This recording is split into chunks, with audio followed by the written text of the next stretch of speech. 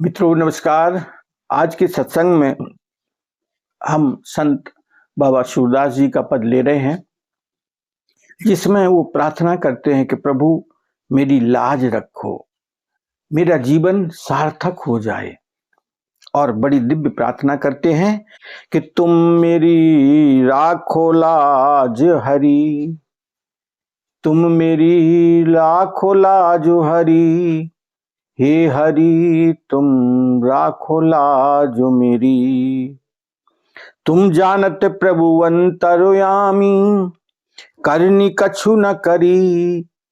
तुम जानत प्रभु अंतर्यामी, करनी कछु न करी। अब तुम मेरी राखो लाज हरी।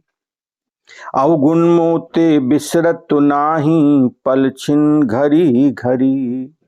अवगुण मोते बिसरत नाही, पल छिन घरी घरी। अब तुम राखो लाज हरी। सब प्रपंच की पोट बांध के अपने शीशु धरी। सब प्रपंच की पोट बांध के अपने शीशु धरी। अब मेरी राखो लाज हरी। सुत दारा धन मोह लियो है, सुध बुद्धि सब बिसरी। सुत दारा धन मोह लियो है, सुध बुद्धि सब बिसरी। अब तुम राखो लाज हरी। शूर पतित को बेग उबारो, अब मेरी नाम भरी। शूर पतित को बेग उबारो, अब मेरी नाम भरी। अब तुम राखो लाज हरी। हे प्रभु राखो लाज हरी। भगवान से बाबा सूरदास जी कहते हैं कि हे नाथ मेरी लाज रख लो, मेरा ये जीवन निरर्थक ना जाए। कहीं मेरे जीवन में ये अधूरापन न रह जाए। मैं आपको परम आनंद में महसूस कर पाऊं, आपका अनुभव मेरे जीवन में पूर्णता हो जाए। हे प्रभु अब इस जीवन की लाज रख लो, मेरी प्रार्थना स्वीकार कर लो। सूरदास जी वास्तव में अपने जीवन की सार्थकता की बात करते हैं कि प्रभु कहीं मेरा जीवन अधूरापन न हो जाए। और वो दिव्य संत हैं, प्रभु का अनुभव करके बोलते हैं वो, और ऐसी दिव्य वाणी बड़ी ऊंचाई की बात करते हैं। कहते हैं कि मेरी लाज रख लो, तुम जानत प्रभु अंतर्यामी। हे प्रभु आप तो सर्वदृष्टा हो, बाहर की और भीतर की सारी बातें, जहां से शब्द का उद्भव यानी उत्पन्न होता है, वहां पर पराशक्ति जिसको बोला जाता है, परावाणी बोला जाता है, वहां आप विद्यमान हो। तो आपसे क्या बात छुपी है? आप तो अंतर्यामी हो, आपसे क्या बात छुप सकती है प्रभु? आप अंतर्यामी हो और करनी कछु न करी। और वो अपने को छोटा बताते हैं भगवान से, और वास्तव में हम बड़े हो कैसे सकते हैं?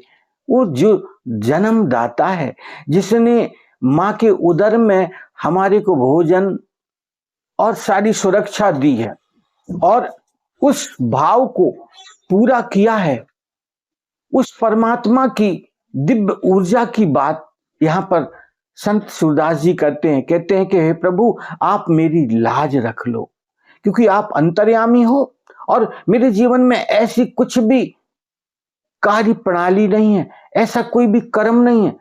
वास्तव में ऊंचे संत तो यही बात करते हैं, क्योंकि वो अपने हृदय में यही अनुभव करते हैं कि परमात्मा कितनी दिव्य भूमिका की बात है और मैं किस जीवन में जी रहा हूं। वो अपने आप को छोटा बताते हैं, अपने हृदय का उद्गार प्रकट करते हैं, और यही तो ऊंचाई की बात है, क्योंकि उनके जीवन में ऐसी दिव्य भूमिका आ गई है, क्योंकि वो सर्वदेशी सब जगह ही उसका अनुभव कर रहे हैं।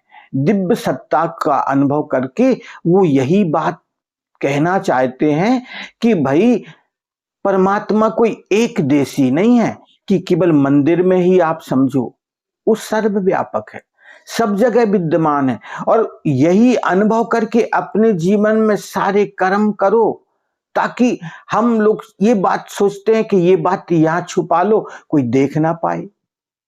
ऐसा तो संभव नहीं ना भाई, जहां पर परमात्मा ना हो ऐसी कोई जगह थोड़ी है। वो संत का एक उदाहरण आता है ना, कि वो संत ने अपनी गद्दी के लिए अपने शिष्यों को चयन करने की एक टेक्निक खोजी और कहा कि भैया इस कबूतर को ले जाओ और जहां कोई ना देखे वहां पर इसको मार कर ले आना, इसकी गर्दन मरोड़ देना। तो उनके जितने भी शिष्य थे, जो 10-5 शिष्य थे, उन सबको एक एक कबूतर पकड़ा दिया।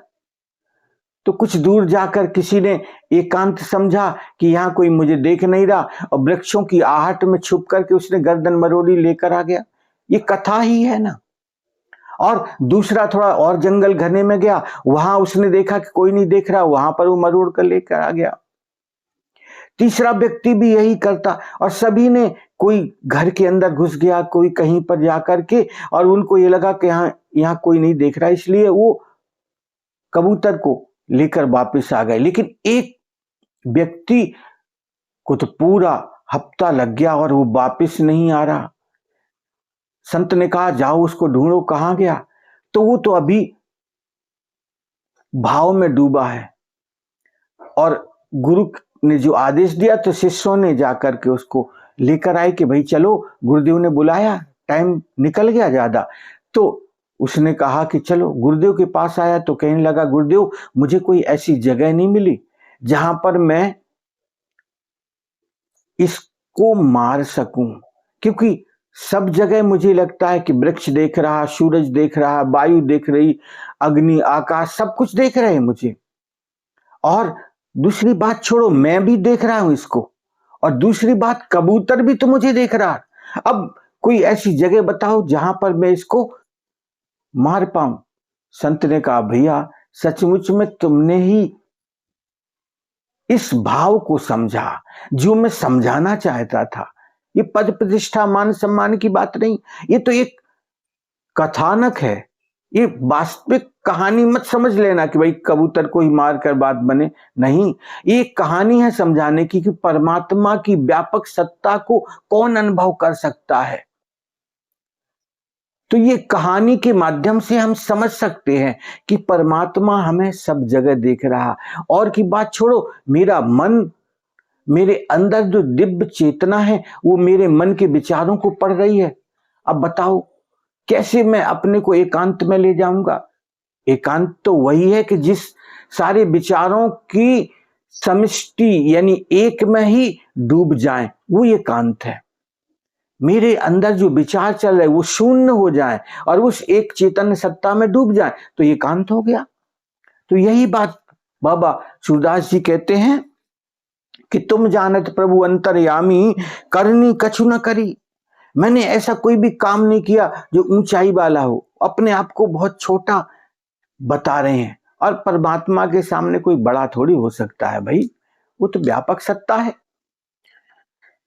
अवगुण मोते बिसरत नाही, पल छिन घड़ी घड़ी। बाबा कहते हैं कि मेरी बुराइयां इतनी ज्यादा हैं हे प्रभु, और मैं हर क्षण इसी में ग्रसित रहता हूं। क्षण क्षण मुझे याद आता है कि ये बुराई, ये बुराई। अपने अवगुणों को मैं देखता हूं, तो वो प्रार्थना क्या करते हैं कि अवगुण मेरे चित्त न धरो। हे भगवान, मेरी बुराइयां आप थोड़ा ध्यान में मत लाओ, क्योंकि फिर तो मेरा कल्याण हो ही नहीं सकता। सब प्रपंच की पोट बांध के अपने शीश धरी। इस जगत का जो प्रपंच है, प्रपंच क्या है? लोकेशना, वित्तेषणा, ये जो हमारी तीनों कामनाएं हैं, इसमें हमारा मन ग्रसित रहता है, और हम निरंतर यही संग्रह करने में सोचते रहते हैं तो बाबा सूरदास जी कहते हैं कि मैंने इस सब की पोटली बांधकर सिर पर रख लिया और हर क्षण मैं इस पर शीश पर रखकर घूम रहा हूं। हे प्रभु, यह मेरा बोझ उतार दो, मुझे समझ प्रदान करो, मेरा विवेक जागृत करो, ताकि मेरे जीवन में यह जागरण हो जाए। सुत दारा धन मोह लियो है, हे भगवान।